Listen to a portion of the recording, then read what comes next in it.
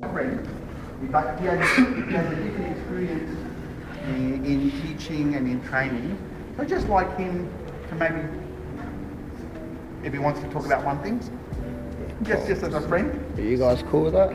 Yeah. I'm inviting him to. That's all right. Oh, thanks, Tony. You want to hold this? Yeah, just watch the cam.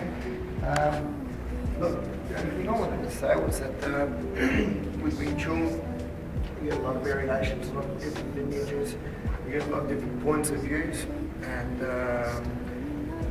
so in my years of analysing and living around the world, I try not to criticise anybody. I mean, I criticise people that are not really authentic, or they say they've made claims of training with super masters and instructory. That's about the only thing I don't support.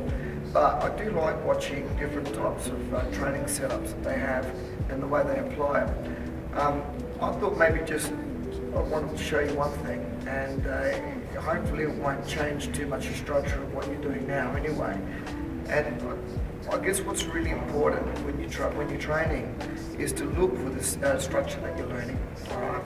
And what I call connective power, okay?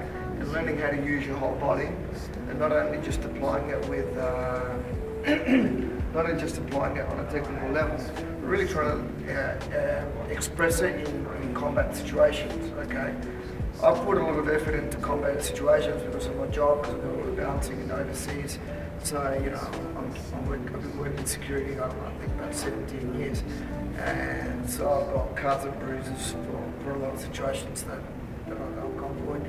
And I always wanted to express that Wing Chun, as far as real street applications, for me it's the best system, absolutely.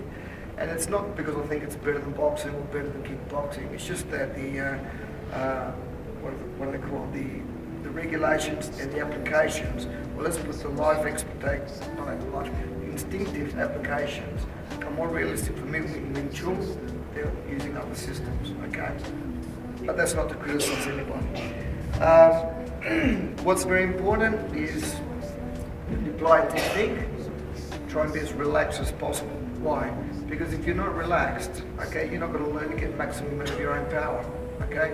With relaxed muscle, relaxed energy, you learn to generate more power. And this is really hard to understand. But the more tense you are, the more you're going to put the brakes on your own physique. Does that make sense? What I'm saying? So it's really, really important. And so therefore, when you train, even though you're thinking, well, Jesus, I'm not really exerting a lot of power, learn first how to relax and go to zero, and then learn to apply pressure or force, or, you know, what I call relaxed force, which is really important, okay? And the more you're relaxed, the more you become aware of your own structure. And if you become aware of your structure, you can start picking on your own defects, all right? You become self-aware of your spine, the positioning in your legs, and how you're actually generating energy from one point to another, okay? What can I show you? I can show you just a very basic, can I use you? Here we go. One of the things that we tried, because I created a system called Wing Chun Do, which has got nothing to do with James DeMille, if anybody's ever heard of him. But it's always applying Wing Chun principles, maybe mixing it with other systems of combat, alright? But what I try and teach is that to give maximum power in your attack at a short distance has to comprise, if I hope I'm speaking correctly with my English, has to comprise a lot of the principles of Wing Chun within one movement. And what do I mean by this? That in combat, you don't have the time at this range here or even this range here to start analysing what the hell you're going to do to the guy. Because if he's really pissed off with you and he starts getting aggravated, you automatically start getting tense. You get stuck getting scared. And who's not scared is a liar. You know, I get scared, a lot of people get scared. Maybe it's not even fear itself, it's tension. You start feeling really tense. And so when you start feeling tense, you're going to start feeling the spinal column getting rigid, your legs getting rigid, and one weak point for Wing Chun people are these points here, okay? Because that's the last part of the body where you're going to expire your energy when you're releasing energy in combat. So if that's really rigid, your whole spine's going to lock up as well. So when you're training, even when you train, you've got to learn to relax the ankles we're talking about. This is the last part where you're going to transfer the energy to the ground, okay? Especially when you got a bigger guy. Now, simple exercise, okay? If he's got a guard up, what I'm going to do is to learn to generate, this is really simple, generate my energy using the whole body. So a principle is, it's not so much just coming through and striking with your Pak out and punch. And if you notice, I didn't take a specific route. I didn't do Pak out and come in, externally. All right, I can do Pak out and come internally and still concentrate on the center. Okay? The most important thing is that when I do one movement, I have to do it like a very powerful attack. Okay? So, you know, it's not like, okay, I've got to do Pak out, I've got to do punch. For me, it's come through and I strike the whole body. When I strike the whole body, all right, for me, my footwork is very important. Okay, it's just maybe what I'm used to doing, what I try to teach my guys, because a lot of the guys do security work, is that, you know, if I've got a big guy and I want to take him out, I have to learn to walk. I learn how to press it, and I have to learn to do chi sao as he's up against me, right? Because if he starts resisting me and I'm still, and I'll start blocking my back up, it's not going to work. If he's resisting me and I'm moving, I can move him out and use chi sao as I'm walking, okay? So one concept that we teach a lot is to be moving and to try and destroy structure within one move, if you can. If not, you take another step and destroy a second time. So for me, it's fundamental to not only just do here, because in the beginning you learn the phases of combat at a fixed distance. When you start getting more advanced, you need to start developing these skills in movement, and that's really hard.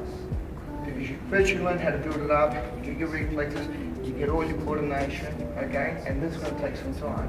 And then later, boom, I want to hit, you know. You've got to start moving and destroying your structure, okay? And good footwork and keeping the spine straight and balanced is going to be a big key secret. Because what happens when you're falling forward with your spine, all right, and I start looking for the limb to seek the bridge, like they say in Chun, it tends to be a defect that a lot of Wing Chun people build up. What do I mean by this? That if, you don't do chi sao? Okay, if I do chi sao, a lot of people tend to look for the bridge and lean on the bridge, right? And then all of a sudden they start building bad habits, right? So now I'm losing the fighting principles. Does that make sense? Because what happens is that we're building on two people that are leaning forward and losing balance. And in a fight, you don't want to lose balance, you don't want to lean on them. And in a real fight, you're not going to look for his limbs. Because when I'm at this range here, and he puts his guard up, I'm not going to look for this. Well, I may, depend. If I've got control here, I may seek for him, to look for him. But I mean, at this point here, I want to go through his head. And I want to put him out if I can, depending on the situation. That's why chi sao helps a lot.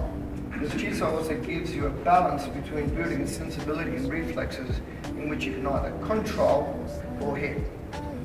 Alright? And in chi sao, that's why it's quite global chi sao. You know, so, you know, when I'm in a situation, it's not always the fact that I have to come in with a punch, Wing Chun punch, or a punch out to the neck, or, you know, whatnot. You know, I'm able to say, look, guys, you know, take it easy. And at this point here, as I'm walking towards him, all right, I'm not giving him a point of reference on the ground anymore. So I've destroyed his structural balance as well, which is something that, you know, I hold treasure to Sifu Jim Fungs teaching, even though I've trained different lineages. Because I know that they pointed very much on destroying the structure, more so than just working out technique, if that makes sense. The technique in itself has got to destroy the structure. Am I saying the right thing, Tony? Sifu Tony? Okay, so that's basically it. When you do attack and when you want to really put somebody out, remember, relaxed energy and transferring energy using your whole body is fundamental, and you want to take them out. So that's probably the only main differences that we do. Apart from that, it's very similar what we're training, or at least what I'm training the last few years. It's actually not different at all. Yeah, well, which is good. Not at all. Yeah. So that's what I would suggest. You know, when you're going for seeking the bridge, just thinking that not only is your technique just worth a deflection or chi sao, my technique is worth an attack. So for me, an attack and chi sao is the same thing. Does that make sense as well? Yeah. Okay, which I don't know what that means. Okay. It means simultaneous deflection. Yeah. Or your attack can be a deflection. Yeah. If he throws in a punch, you come in here a bit. Okay, no, what? Really hit. Okay. If he comes in, come corner again. Yeah. I can be really relaxed. And this technique, coming in like this, right? Not only is it worth a deflection, if I may, just hit you here, the same strike is worth a hit as well. So whether it's a deflection or a hit, to me it's the same thing. And that's really important as well. Thanks, Paul. That's it. Okay. Thanks, mate. Thank you. No, you're welcome. Does it sound familiar?